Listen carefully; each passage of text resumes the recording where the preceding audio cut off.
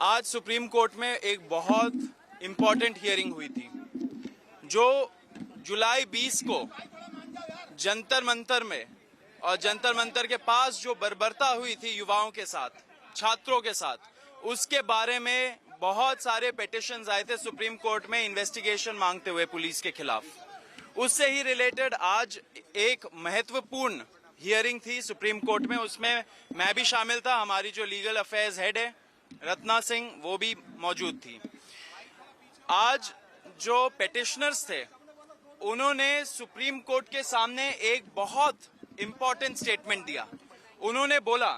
कि supreme court ने last hearing में एक ऑप्शन दिया था कि अगर एफआईआर्स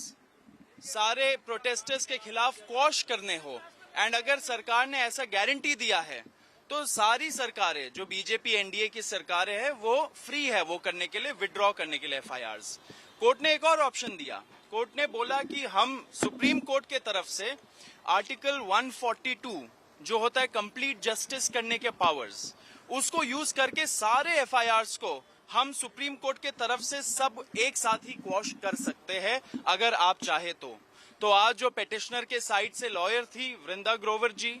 उन्होंने एक स्टेटमेंट दिया, बोला कि सुप्रीम कोर्ट को आर्टिकल 142 पावर यूज करके सारे जो एफआईआर्स है प्रोटेस्टर्स के खिलाफ वो क्वॉश कर देना चाहिए एक बार में। तो एक झटके में सारे एफआईआर्स देश भर में वो समाप्त हो जाते हैं। साथ साथ वृंदा ग्रोवर जी ने ये भी बोला कि सरकार को भी इस पे कोई भी ऑब्जेक्शन नहीं होना चाहिए, क्योंकि जुलाई 25 को जब हम लोगों ने प्रोटेस्ट कॉल ऑफ किया था तो पूरे देश भर के सामने नेशनल मीडिया के थ्रू हमारे साथ बैठ के प्रेस कॉन्फ्रेंस में जो सरकार के रिप्रेजेंटेटिव्स थे जेपी नड्डा जी और जितेंद्र सिंह जी ने एक्सेप्ट किया था सारे डिमांड्स। उसमें यह भी डिमांड था कि एफआईआर स्क्वॉश होंगी और कॉम्पनसेशन मिलेगा, सारे फैमिलीज को एक ऑनरेबल कॉम्पनसेशन मिलेगा।